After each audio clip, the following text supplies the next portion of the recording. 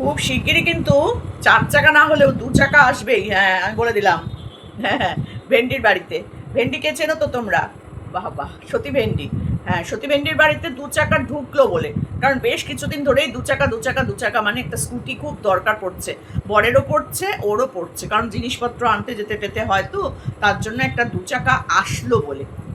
হ্যাঁ, মহাসতী কিনেছে 4 চাকা, আর সতী 2 চাকা কিনবে না? এটা কোনোদিন হয়? মহাসতী বাড়ি থেকে বেরিয়ে গেছিল, ও বাড়ি থেকে বেরিয়ে গেছিল। মহাসতী ফ্ল্যাটে উঠেছিল, ও ফ্ল্যাটে উঠেছিল।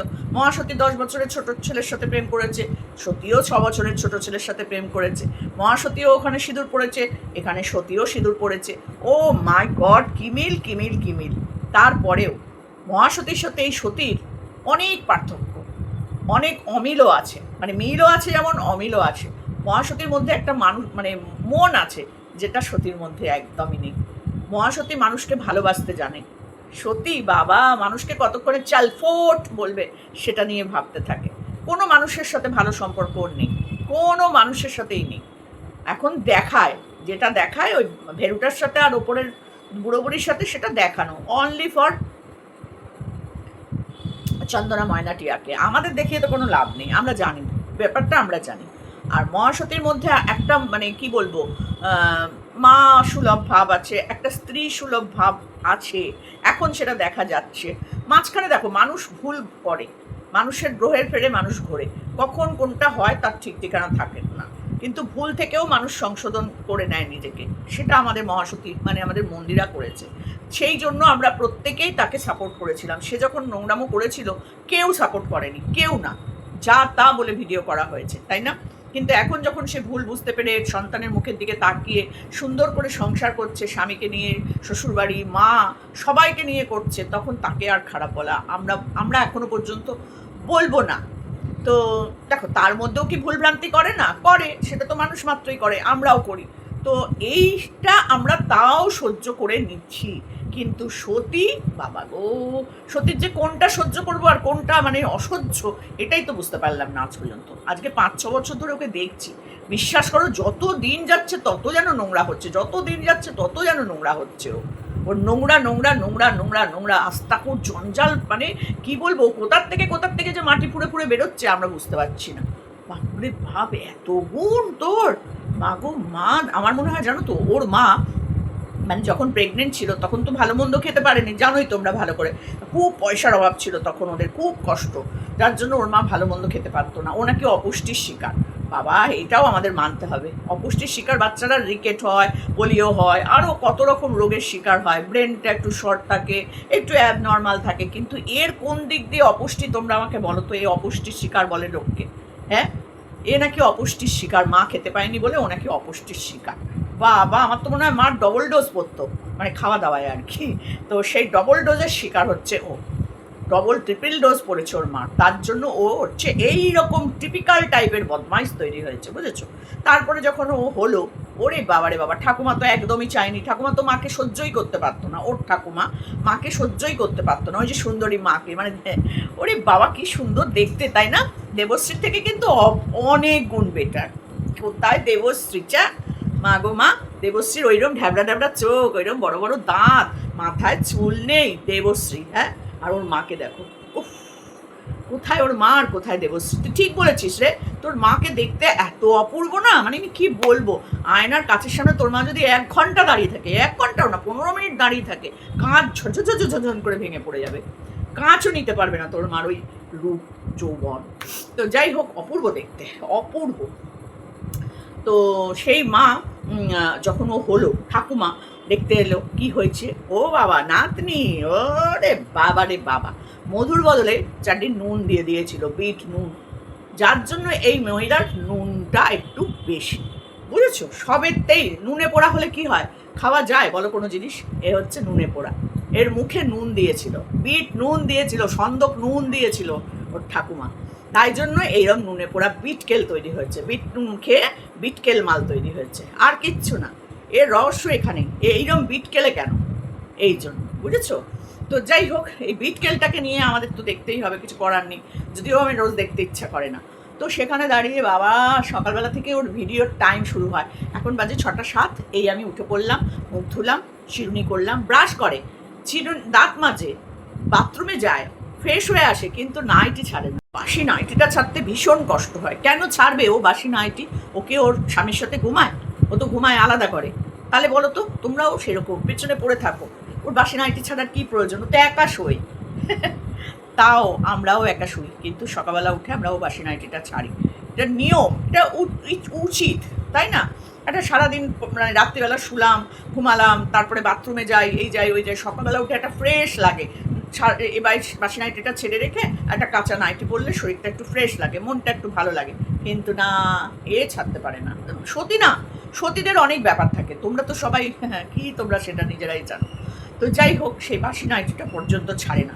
তারপর চুল আশ্রায়, ঘুম থেকে উঠতে চুলটা আশ্রাতে কিন্তু বলে না, যাই বলো, তোমরা ভালো করে লক্ষ্য করে শোনো, বলবে চুল আশ্রালাম, ব্রাশ করলাম, ফ্রেশ হলাম, এই জল বসিয়ে দিয়েছি, ডাল বসিয়ে দিয়েছি, ভাত বসিয়ে দিয়েছি, ওপর থেকে এই এসছে সেই এসছে করে হ্যানা ত্যানা গরম করলে ভাত দিয়ে এই করে ওই করে সেই করে হয়ে গেল। আর বর কি করলো তখন? বরবরটা সকালবেলা উঠে বাসি বিছানা পরিষ্কার করলো। ও করে না, এটা তোমাদের লিখে দিলাম। বাসি বিছানা পরিষ্কার করলো, তারপরে বাসি ঘর ঝাঁট দিল, বাসি ঘর মুছলো, ঠাকুর ঘর, ঠাকুরের বাসন কোসন মাজলো, উঠোন ঝাঁট দিল, শ্বশুর শাশুড়ি যদি জল টল আনার থাকে সেটা আনলো, তারপরে গেল বাজার, তার মধ্যেও দোকান ঘর এখন আবার আরেকটা কাজ বাড়িয়েছে। হ্যাঁ, সেই দোকান ঘরটাকে গিয়ে ঝাঁট দিয়ে মুছে টুছে পরিষ্কার করে সব করে আসে।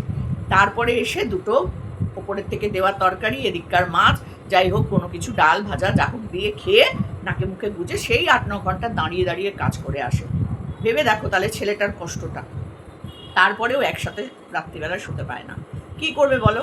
একটা বাথরুমের মুততেও মানে হাগামোতা করারও তার ইয়ে নেই, পারমিশন নেই। তাহলে এরপরেও যে ওকে হাসি মুখে মেনে নিয়েছে, তো একে আর কি বলা যাবে বলো? কি বলা যাবে? মেরুদণ্ডহীন বললেও কম বলা হবে, কম বলা হবে। কি স্বার্থে পড়ে রয়েছে এর কাছে। যাই হোক, সব কিছুর পরেও তো স্বামী স্ত্রী, তো স্বামী স্ত্রী এখনও 6 বছর একসাথেই থাকবে। 6 বছর বাদে কি হবে সেটা আমরা এখন বলতে পারছি না। 6 বছর বাদে স্ত্রী যে আদৌ স্ত্রী থাকবে কি না, তারপরে এই স্ত্রী উন্মাদ হবে কি না, কোনো গ্যারান্টি নেই। কারণ এই স্ত্রী কিন্তু অলরেডি ঘোষণা করে দিয়েছে 6 বছর বাদে ভাগনার বিয়ে, টুকটুকে বউ দেখে ভাগনার বিয়ে দেবে। তারপরে কি হবে? ও জামা প্যান্ট খুলে উলঙ্গ হয়ে মণ্ডপে গিয়ে নাচবে, যেখানে বিয়ে হবে সেখানে গিয়ে ও নাচবে। তো সে 6 বছর ভেরু ওর সাথে সংসার করবে, ঘুরবে, দীঘা, পুরী, দার্জিলিং, মন্দারমণি সব ঘুরে টুরে নেবে, আর ঘরের যাবতীয় জিনিসপত্র সাজিয়ে গুছিয়ে নেবে। তারপর বউ আর বউ থাকলো না। কি করবে বলো? হয় দেখা গেল ভাগনা বউ তৈরি হয়েছে, আর না হলে পরে উন্মাদ বউ।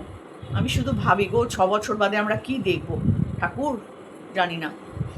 তো সেই 6 বছরের জন্য এখন চুক্তিবদ্ধ হয়ে গেছে যে 6 বছর আমি তোমার সাথে থাকবো, তারপর তুমি আর আমার কাছে কোনো কিছু ডিমান্ড করবে না।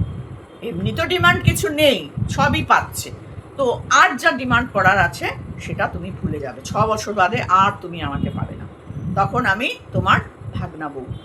এর বাইরে আর কোনো কথা হবে না, এটা বলে দিয়েছে পরিষ্কার। মেনেও নিয়েছে, দুই বাড়ির লোকজন মেনে নিয়েছে। কিছু করার নেই, কিছু তো করার নেই, বলো কি করবে আর? আর না হলে এমন বাটাম খেয়েছে, এমন বাটাম খেয়েছে, খেয়ে দিয়ে এখন সেই পতিতে মন দিয়েছে। ওইদিকে ভাগ্নেকে হয়তো ছেড়ে দিয়েছে, কিন্তু এরেও ছাড়তে পারবে না, ওরেও ছাড়তে পারবে না। কি করছে বলো? কি হতে পারে তাহলে তোমরা একবার ভাবো। তাহলে এই সতী আর মহাসতীর মধ্যে কত পার্থক্য দেখলে। মহাসতী কিন্তু সমস্ত কিছু ছেড়ে দিয়ে ও সংসার করছে, কিন্তু এই সতী এই মহাসতীকে ভালো করে সংসারও করতে দেবে না। খুঁচিয়ে খুঁচিয়ে খুঁচিয়ে খা করে আবার ছাড়বে, হচ্ছে এই সতী। ও গাড়ি কিনেছে, অম্বুবাচিতে কিনলো কেন? মাকে নিল না কেন? শাশুড়িকে নিল না কেন? ননদকে নিল, পাপড়িকে নিল না কেন? পাপড়ি এলে ননদ বাজে। আর তোরও তো মাথা ব্যথা করার কি আছে রে? হ্যাঁ, তোরও তো মাথা ব্যথা করার কি আছে? তুই তোর সংসারটা সামলা না, তুই অন্যের সংসারের মধ্যে নাক চোখ মুখ বুঝে দিস কিসের জন্য? ওরা তোকে নিয়ে পাত্তাও দেয় না, থুতুও ফেলে না তোর ছবির দিকে, তোর তোর তোর ছামাতে। তুই তাই নিয়ে পড়ে আছিস। আসলে তোর তো কুত্তার মতন স্বভাব, এইরম ল্যাজ সোজা আর হবে না। সেই ম্যান্ডিকে নিয়ে পড়ে আছিস আর মারু। সত্যি কি তেদর রে বাবা, কি ইল্লতে মেয়ে ছেলে বাবারে, কি ইল্লতে মেয়ে ছেলে। ওদের নিয়েই ওকে ভিডিও বানাতে হবে, ওদের নিয়েই ওকে কথা বলতে হবে। কন্টেন্ট নেই তো, আর তো কন্টেন্ট নেই, আর কি করবে বলো? তো সেই জন্যই ওই মারু আর ম্যান্ডি, এই তো ওর কন্টেন্ট। কি অবস্থা, কি অবস্থা। সমালোচনা করেই যাবে, ও ওটা করে করলো, ও সেটা কেন করলো, ও এটা কেন খেলো, ও ওটা কেন খেলো। তুই কি কি করছিস সেটা দেখ। আগে তো বিরিয়ানির বও জুটতো না, এখন তো বেশ দিব্যি বিরিয়ানি খাচ্ছিস। অন্যরা বিরিয়ানি খেলে তোর গা হাত পা জ্বলতো, কণিকাদেরকে কম বলেছিস? একটা মানে দিন যদি ওরা ভালো মন্দ খাওয়া দেখাতো, আর তখন তো প্রায় দেখাতো কণিকা, আর তুই জ্বলে পড়ে উঠতিস। আর এখন তুই কি খাচ্ছিস? এখন ঘুরতে যাচ্ছিস, সেই যাচ্ছিস, আর কণিকা তো ঘুরতে যেতেই পারে না। ভাবতো তার কষ্টটা, তোর তো হাঁটুর বয়সী মেয়েটা, সে তো একটা কোথাও যে একটা বরকে নিয়ে শান্তি করে যে তোর মতন ছলাকলা করতে যাবে, সেটাও তো করতে পারে না। সেটা ভেবেছিস কখনো?